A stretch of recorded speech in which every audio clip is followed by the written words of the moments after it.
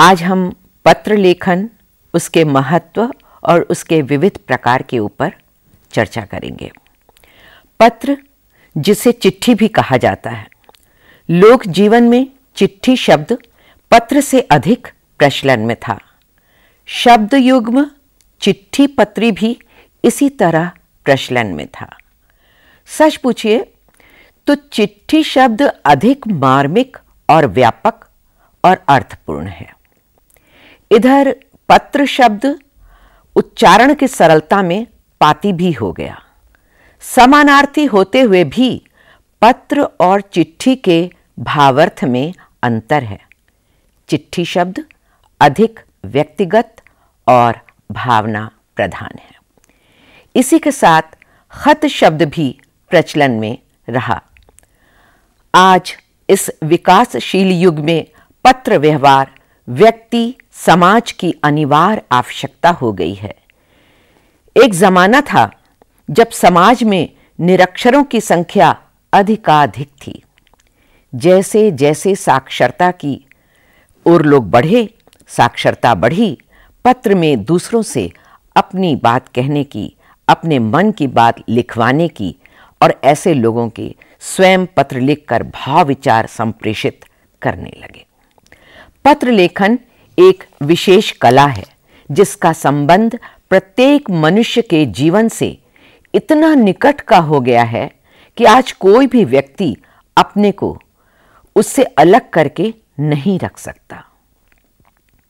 दैनिक व्यवहार से लेकर व्यापार और जीवन तथा जीवन से संबंधित समस्याओं का उल्लेख हमें पत्रों द्वारा ही मिलता है। आज औद्योगिकरण, नगरीकरण तथा वैज्ञानिकरण के कारण संयुक्त परिवार का कोई न कोई सदस्य दूर देश में रहने के लिए विवश हुआ और तब एक निश्चित समयावधि में परस्पर कुशल क्षेम जानने का सर्वाधिक आसान और सस्ता तरीका पत्र ही रहा। विज्ञान की उन्नति से विकसित तार, टेलीफोन, मोबाइल आदि के होते हुए भी वे पत्र का स्थान नहीं ले सकते। पत्र सुसंस्कृत शिक्षित समाज से लेकर अशिक्षित व्यक्ति तक की अनिवार्य आवश्यकता है। पत्र लेखन का कार्य विद्यार्थी जीवन से ही प्रारंभ हो जाता है। एक विद्यार्थी अपने माता पिता को पत्र लिखता है, अपने गुरुजनों को पत्र लिखता है और अपने मित्रों को पत्र लिखता है। ये पत्र विविध विषयों पर लिखे जाते हैं और विविध प्रकार की विचारावलियों से युक्त बातें इनमें भावनात्मक तथा विचारात्मक ढंग से स्पष्ट की जाती हैं। विद्यार्थी जीवन ज्यों-ज्यों प्रौढ़ता की ओर अग्रसर होता है, त्यों-त्यों जीवन में स्नेह और ममता का स्रोत प्रवाहित होने लगता है और इस उम्र में जहां तक व्यक्तिगत जीवन का प्रश्न है, बहुत कुछ कह देने की क्षमता बढ़ जाती है। इस सामर्थ्य के बढ़ने से लेखक में लेखक के जीवन का सार निचोड़कर पत्र में आ जाता है और उसकी कल्पना, भावना तथा विचारधारा का ऐसा सम्मिश्रण मिलता है कि वह पत्र उसके जीवन की अमूल्य निधि बनकर रह जाता है। ऐसे लेखक और उसके जीवन का अध्ययन करने के लिए उनके लिखे हुए पत्रों का निरीक्षण करना नितांत आवश्यक हो जाता है, क्योंकि ये पत्र लेखक के जीवन का दर्पण है। उनमें उनकी मनोवृत्तियां, उनकी आकांक्षाएं, उनकी प्रगतियां, उनके विचार, उनके विकार, उनका कार्यक्रम, उनका मानसिक विकास तथा अन्य प्रवृत्तियां स्पष्ट रूप से प्रतिबिंबित होती रहती हैं। इसके बाद व्यक्ति अपने व्यवहार के जीवन में पदार्पण करता है और भावना तथा कल्पना के क्षेत्र से निकलकर वह कार्य क्षेत्र में अवतीर्ण होता है। जो व्यक्ति किसी नौकरी आदि में चले जाते हैं, उनका पत्र लेखन का क्षेत्र सीमित रह जाता है। उनके पत्र व्यक्तिगत ही रहते हैं।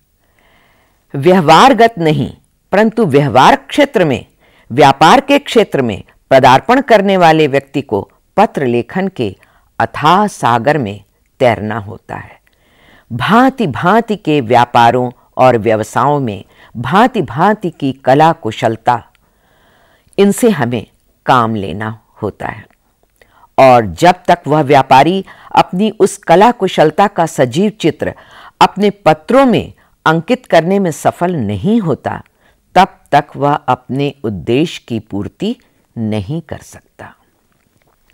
इसलिए सफल व्यापारिक होने के लिए सफल पत्र लेखक भी बनना आवश्यक है। इस प्रकार पत्र लेखन किसी भी व्यक्ति के व्यक्तिगत तथा व्यवहारिक जीवन को संचालित करने के लिए एक बहुत महत्वपूर्ण साधन है। इस कला में जो व्यक्ति जितना भी दक्ष होगा, वह अपने जीवन को संसार में उतनी ही सफलता तथा सुंदरता से संचालित करता हुआ प्रगति के पथ पर अग्रसर होता चला जाएगा। पत्र का उद्देश्य क्या है, हम आपको इसके बारे में बताते हैं। पत्र लेखन का उद्देश्य है अपने मन की बात दूसरों तक पहुंचाना। एक अच्छा पत्र लिखने में सबसे अधिक इसी बात का ध्यान रखना पड़ता है कि हमारी भावनाएं ठीक तरह से व्यक्त हो जाएं और वह पाठक पर वही प्रभाव डाले जो हम चाहते हैं। इस दृष्टि से पत्र में सरलता व स्वाभाविकता दोनों होनी चाहिए। क्लिष्टता से हमारी बात समझने में पाठक को कठिनाई होगी और अस्वाभाविकता या बनावटीपन से वह प्रभाव नहीं पड़ सकेगा जो प्रभाव हम पाठक पर डालना चाहते हैं। दूसरी बात यह है कि पत्र में विचारों को क्रमबद्ध रूप में उपस्थित करना चाहिए। एक के बाद दूसरा विचार क्रम के अनुसार रखने से ही पाठक को सारी बात समझने में बड़ी सरलता होती है। तीसरी बात भी है, वो ये है कि सुलेख, विराम चिन्ह आदि का प्रयोग और आकर्षक शैली, ये सब भी होना अति अनिवार्य है। इन सब के द्वारा अपने विचारों को ठीक तरह पहुंचाने में बड़ी सरलता मिलती है, बड़ी सहायता मिलती है। तो अब आवश्यकता है उचित तथा शुद्ध शब्द लेखन की। तो पत्र लिखने में शब्दों का प्रयोग लेखक को बहुत सोच समझ कर करना चाहिए। कभी कभी गलत शब्द के प्रयोग से अर्थ का अनर्थ हो जाता है और इस प्रकार के पत्र का भाव ही भ्रामक हो जाता है। पत्र लिखते समय व्यर्थ के लिए कठिन या नए शब्दों के पीछे लेखक को नहीं दौड़ना चाहिए। उसे केवल उन्हीं शब्दों का प्रयोग करना चाहिए जिसके अर्थ पर उसे स्वयं तनिक भी न तो भ्रम हो और ना ही संशय हो। विराम चिन्ह आदि का प्रयोग भी बहुत महत्वपूर्ण है, क्योंकि कभी कभी गलत विराम इत्यादि चिन्हों का प्रयोग से भी लेखक के अर्थ का अनर्थ हो जाता है। अतः लेखक को चाहिए कि वो वाक्यों में विराम इत्यादि चिन्हों का प्रयोग सोच समझ कर करे। कभी कभी ऐसा भी होता है कि समस्त वाक्य का भाव उसके विराम इत्यादि पर ही आधारित हो जाता है। लेखक को चाहिए कि वो प्रत्येक वाक्य को विराम चिन्ह से समाप्त करे। विस्मयादिबोधक शब्द के पश्चात विस्मयादिबोधक चिन्ह का प्रयोग किया जाता है। किसी दूसरे के द्वारा कही गई बात को हम उद्धरण चिन्ह यानी इन्वर्टेड कॉमा में रखते हैं, तो वहां पे इन्वर्टेड कॉमा भी लगाना चाहिए। प्रश्नवाचक वाक्य के पश्चात सवालिया निशान का प्रयोग करना अति अनिवार्य है। ये कुछ प्रधान चिन्ह हैं जिनके गलत हो जाने से लेखक का भाव ही बदल जाता है। पत्र लेखन में इन चिन्हों पर विशेष ध्यान रखना चाहिए। अब हम पत्र के विविध रूपों की चर्चा करते हैं। स्वरूप को दृष्टिगत रखते हुए मोटे तौर पर पत्र के 5 भेद किए जा सकते हैं। पहला निजी पत्र, दूसरा व्यावसायिक पत्र, तीसरा शासकीय पत्र, चौथा अर्धशासकीय पत्र और पांचवा अखबारी पत्र। सबसे पहले हम निजी पत्र की चर्चा करते हैं। निजी पत्रों को व्यक्तिगत या पारिवारिक भी कह सकते हैं। व्यक्तिगत पत्रों को हम व्यावहारिक और निजी 2 भागों में विभाजित करते हैं। व्यवहारिक पत्रों के अंतर्गत वे सभी पत्र आते हैं जिन्हें हम नित्य के जीवन की व्यवहारिकता रखने और खाना पूर्ति के लिए लिखते भी हैं और उत्तर भी देते हैं। निमंत्रण आदि पत्र इसी कोटि के पत्र हैं, जैसे भोजन संबंधी निमंत्रण पत्र, सगाई का निमंत्रण पत्र, विवाह का निमंत्रण पत्र, विवाह उपहारों पर धन्यवाद पत्र, विवाह उत्सवों पर शुभकामना का पत्र, विवाह उत्सवों पर शुभ आदेश का पत्र, विवाह के पश्चात मित्रों द्वारा निमंत्रण पत्र, जन्मोत्सव पर निमंत्रण पत्र, मुंडन संस्कार पर निमंत्रण पत्र, यज्ञोपवीत संस्कार पर निमंत्रण पत्र आदि। इसके अतिरिक्त एक बधाई पत्र भी है। मनुष्य के जीवन में अनेक ऐसे अवसर आते हैं जब वह अपने किसी इष्ट मित्र या छोटे को जीवन के किसी कार्य में सफलतापूर्वक अग्रसर होते हुए देखता है तो उसका हृदय अपने मित्र या उस छोटे के प्रति उसकी सफलता पर बधाई देने के लिए उतावला हो उठता है।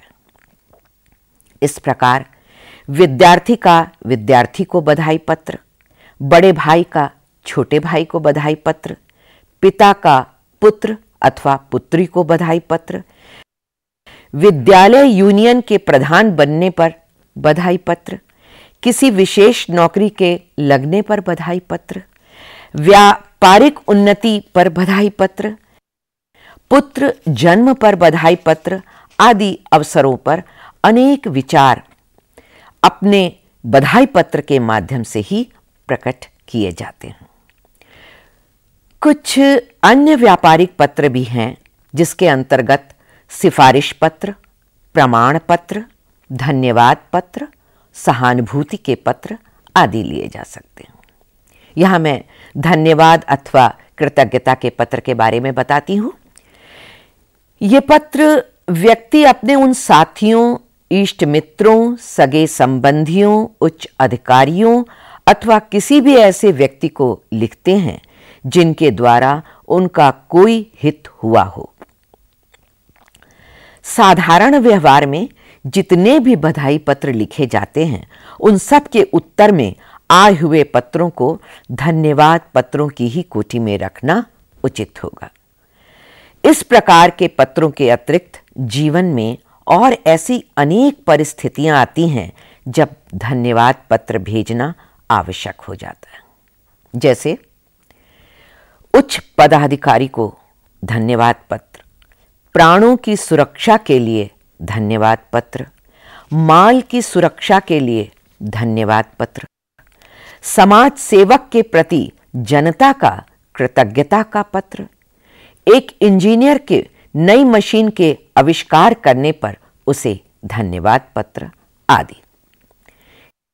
इसके अतिरिक्त प्रार्थना पत्र भी है।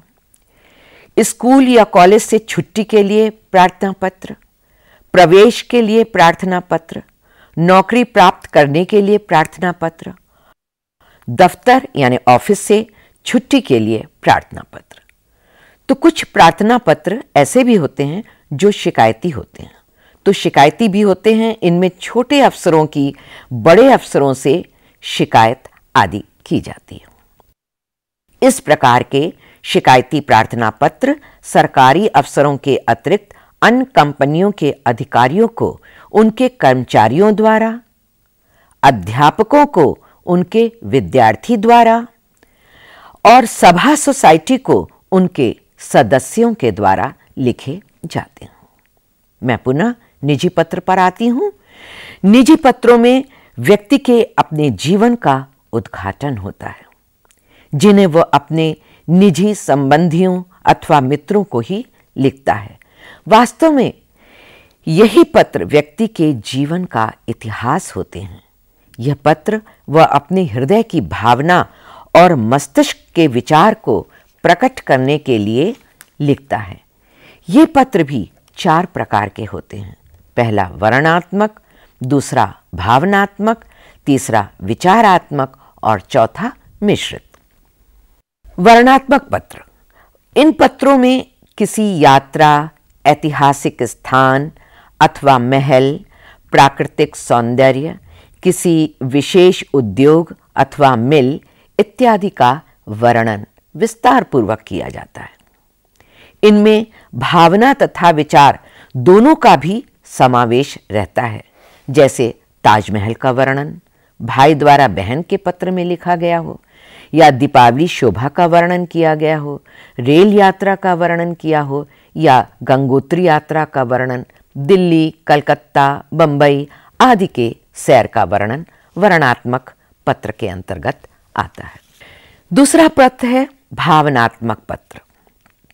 भावनात्मक पत्रों का महत्व मानव के व्यक्तिगत जीवन में अन्य सभी पत्रों के अपेक्षा कहीं ऊंचा होता है, और वास्तव में किसी भी व्यक्ति के यही वह पत्र होते हैं जिनमें उनके मानस का विकास सन्निहित रहता है।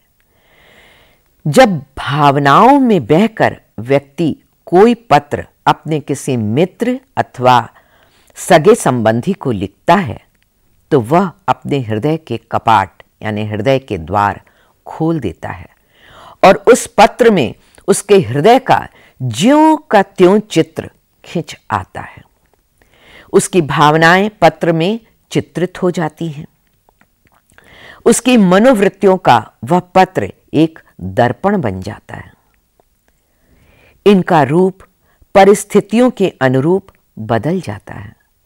आनंद में, शोक में, मिलन में, विरह में, आशा में, निराशा में, प्रत्यक्ष में, प्रतीक्षा में, इसी प्रकार जीवन की घटने वाली परिस्थितियों के अनुरूप इन पत्रों का रूप भी बदल जाता है। भावनात्मक पत्र बहुत महत्वपूर्ण है।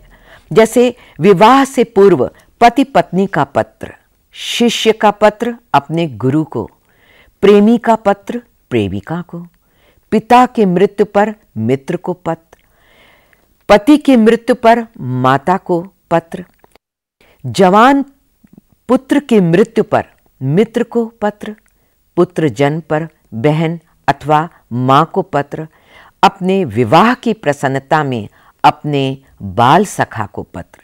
ये सभी पत्र भावनात्मक पत्र के अंतर्गत आते हैं।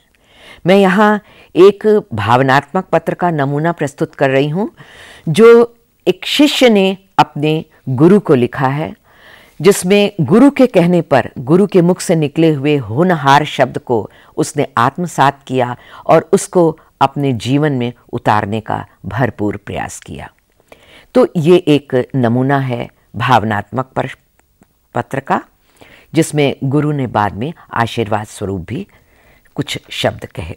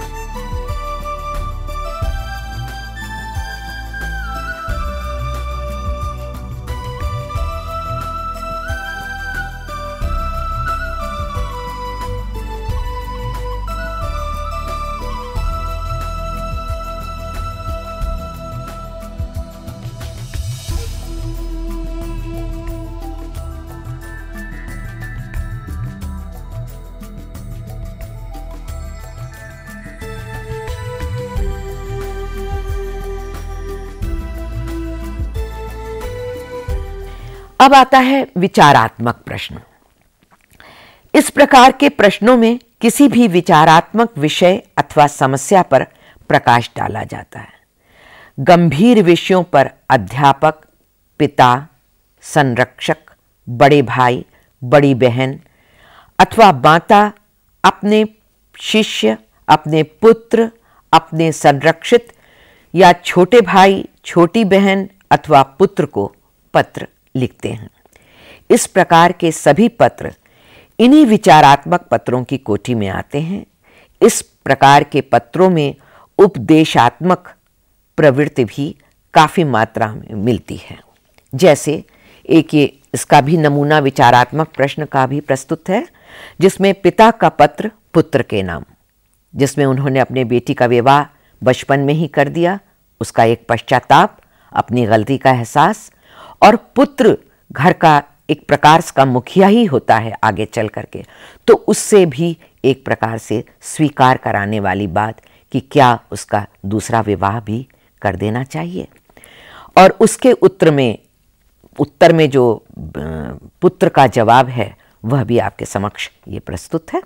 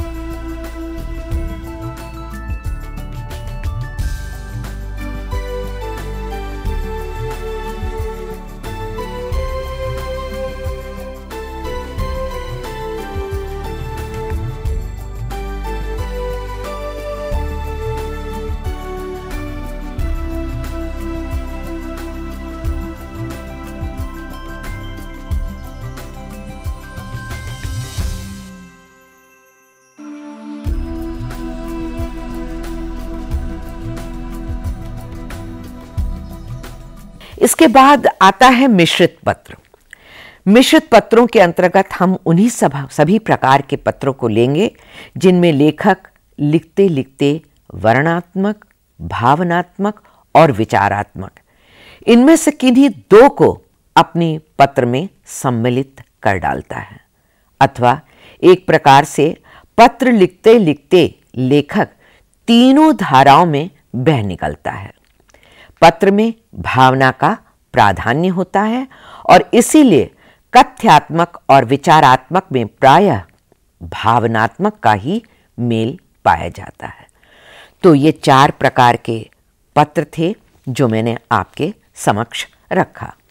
अब हम आते हैं व्यावसायिक पत्र पर। व्यावसायिक पत्र को व्यापारिक पत्र भी कहा जाता है। व्यापार जगत में पत्रों का महत्व असंदिग्ध है। व्यवसायियों के सारे कारोबार पत्रों के जरिए ही संपन्न होते हैं। ऐसे पत्रों का मूल आधार सामग्री का लेन देन अर्थात क्रय विक्रय आदि होता है। क्रेता विक्रेता के बीच कारोबार को लेकर लिखे गए पत्र ही व्यापारिक पत्र कहे जाते हैं। व्यक्तिगत पत्रों की अपेक्षाकृत उनसे अधिक इन व्यापारिक पत्रों में शुद्ध लेखन, अच्छा कागज, सुंदर शब्दों का प्रयोग, लच्छेदार परंतु स्पष्ट भाषा, सही विराम चिन्ह, आकर्षक लिफाफा, चमकदार स्याही इत्यादि पर लेखक का विशेष ध्यान रखने की आवश्यकता है। व्यापारिक पत्रों की विशेषता यह है कि इनका न सिर्फ प्रारूप एक सा होता है वरन शब्दावली भी प्रायः एक सी होती है। सामान का नाम, उसका स्तर, दर, मात्रा तथा अवधि निर्धारण सहित माल भेजने के माध्यम जैसी बातें पत्र में स्पष्टतः उल्लेखित करनी पड़ती है। अतः इन पत्रों को लिखते समय विशेष सावधानी की अपेक्षा रहती है। व्यापारिक पत्रों के 5 प्रधान भागों में विभक्त किया गया है। पहला, बिक्री के पत्र। दूसरा, नित्य प्रति साधारणतया लिखे जाने वाले पत्र। तीसरा, हिसाब किताब के पत्र। चौथा, विज्ञापन संबंधी पत्र। पांचवा, कर्मचारियों से संबंधित पत्र। इन 5 विभागों को और भी विस्तार के साथ समझने के लिए इसके 8 प्रकार बनाए जा सकते हैं। पहला, नित्य प्रति के व्यापारिक पत्र। दूसरा, सामान मंगाने या उसकी जानकारी प्राप्त करने के पत्र। तीसरा, पारस्परिक शिकायतें तथा उनके निवारण के पत्र। चौथा, उधार इत्यादि के निर्णय पत्र। पांचवा, उगाही संबंधी पत्र। उगाही कहते हैं वसूली को। छठा, व्यक्तिगत व्यापारिक पत्र। सातवां, माल बेचने के पत्र। और आठवां, नौकरियों के लिए प्रार्थना पत्र। व्यावसायिक पत्रों के लिए कुछ स्मरणीय बिंदु हैं जिन बिंदुओं को हमने इस प्रकार रखा है। पहला, पत्र के शीर्ष पर प्रेषक का पता मुद्रित होना चाहिए। मुद्रण में प्रेषक, प्रतिष्ठान, मोहल्ला, नगर व पिन कोड के साथ तार व दूरभाष या मोबाइल क्रमांक तथा ईमेल का भी उल्लेख होना चाहिए। यदि यह सारा ब्यौरा मुद्रित न हो तो साफ साफ अक्षरों में पत्र के शीर्ष पर यानी ऊपर हस्तलिपि में यह जानकारी पूरी तरह से देनी चाहिए। दूसरा, इस ब्यौरे के बाद शीर्ष के बाईं ओर प्रेषक, प्रतिष्ठान के पत्र का क्रमांक व दाईं ओर दिनांक का उल्लेख अवश्य होना चाहिए। तीसरा, पत्र का संबोधन महोदय, प्रिय महोदय, प्रियवर आदि शब्दों से किया जाए और समाप्ति में आपका, भवदीय, आपका विश्वास पात्र आदि लिखकर प्रेषक को अपना नाम लिखना चाहिए। चौथा, पत्र की विषय वस्तु जो भी हो बिल्कुल स्पष्ट होनी चाहिए। पांचवा, भाषा सरल, सीधी और सपाट होनी चाहिए। व्यावसायिक पत्रों में अलंकृत, साहित्यिक, व्यंजनामयी शैली का प्रयोग कतई उचित नहीं है। पत्र जहां तक संभव हो संक्षिप्त और आवश्यकतानुसार विवरण हो, और वह भी बिंदुवार होना चाहिए। सातवां, पत्र की भाषा में यथासंभव प्रेषक की विनम्रता और पत्र प्राप्तकर्ता के प्रति आदर भाव झलकना चाहिए। आठवां, प्रसंग के अनुसार पत्र का ब्यौरा संक्षिप्त किंतु पूर्ण होना चाहिए। यहाँ मैं व्यावसायिक पत्रों के भी 2 नमूने आपके समक्ष प्रस्तुत कर रही हूँ। ये पहला है पुस्तक विक्रेता की आपूर्ति आदेश पत्र। किस प्रकार से ये पत्र लिखे जाते हैं, जो कि गीता प्रेस गोरखपुर को लिखा गया है, और उसके मूल्य, उसकी प्रतियां, उसका विवरण, पुस्तकों का नाम, दिनांक इत्यादि किस प्रकार से लिखा जाता है, इसे देख के आप सहज ही समझ सकते हैं।